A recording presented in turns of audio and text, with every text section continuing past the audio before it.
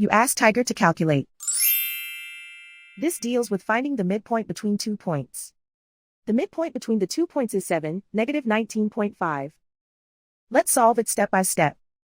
Plot the 2 points and calculate the midpoint using the formula. The coordinates of point 1 are, x1 equals negative 11, y1 equals negative 38. The coordinates of point 2 are, x2 equals 25, y2 equals negative 1. PM represents the midpoint of the 2 points.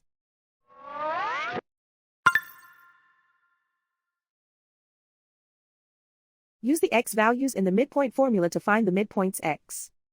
x1 equals negative 11. x2 equals 25.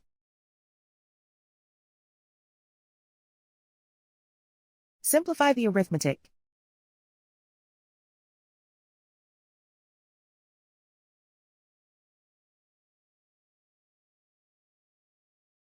Use the y values in the midpoint formula to find the midpoints y.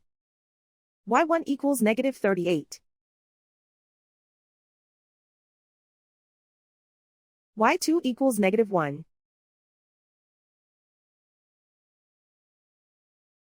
Simplify the arithmetic.